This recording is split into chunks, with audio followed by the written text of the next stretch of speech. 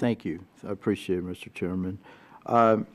Administrator Espinosa, I appreciate the steps HRSA has taken to step up its compliance efforts for manufacturers and covered entities.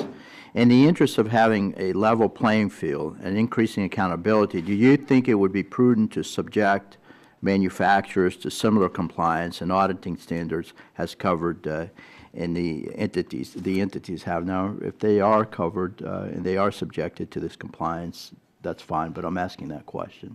Do you feel that it should be a level playing field? We have efforts in place for manufacturer compliance as well. For manufacturers, though, their requirements under the law are much narrower. Their requirements are just that they offer the ceiling price. So we have, the establishment of the pricing database will help with to ensure that that is happening to a greater extent than our ability to ensure today. And then also we have authority to audit manufacturers, and we are developing protocols to audit manufacturers as well. Okay, thank you. Administrator Espinosa, one thing many of us like about the 340B program is that it doesn't cost taxpayers dollars. Of course, we love the program because it helps out our constituents.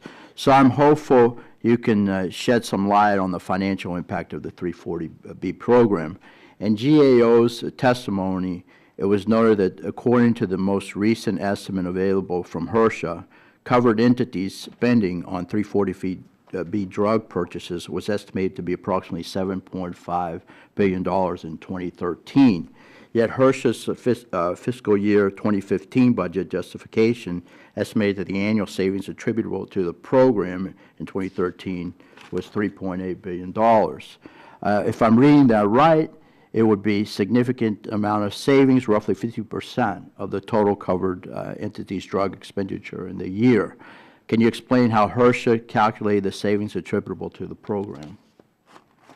I'm going to defer to Commander Pedley to answer that question. So how we do that calculation is, on average, the 340B pricing is about 25 to 50% lower than what they would have otherwise paid.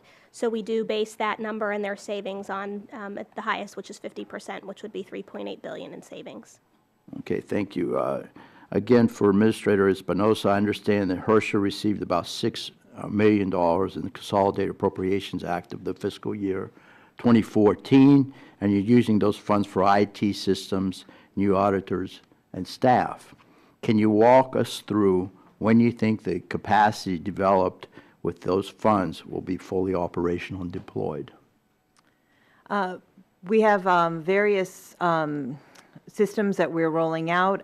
We've mentioned the system that we use, the 340B system that we use for compliance monitoring. Aspects of that system will be operational at this year, but we're continuing to enhance its functionality. We find that the system is also helpful in reducing the burden of reporting for covered entities and manufacturers. So it's something that helps us kind of tie together our oversight activities, but also more efficient in the way that they provide information to us. We also, with those funds, are establishing the protocols for the manufacturer audits, which we will begin this year, and that will continue. And then we have the pricing system, which will be operational this year with expanded functionality into next year. So that investment has laid the groundwork for many aspects of our oversight activities, but we're going to continue to improve and enhance them as we implement them and identify other opportunities for increased oversight. Okay, thank you. This is for the panel. I walked in a little late because I had another event that I had to go to, but name some of the entities that are eligible for the 340B program. I heard the federally qualified community health centers, the DISH hospitals, what have you. Can you name some other nonprofit clinics, for example? So there's about 22 different types of entities. As you mentioned, federally qualified health centers, hemophilia treatment centers, federally qualified health centers, as I mentioned, HIV/AIDS clinics, Indian Health Service clinics, disproportionate share hospitals, critical access hospitals, rural referral centers, a lot of the rural hospitals. Okay, thank you very much. I yield back, Mr. Chairman.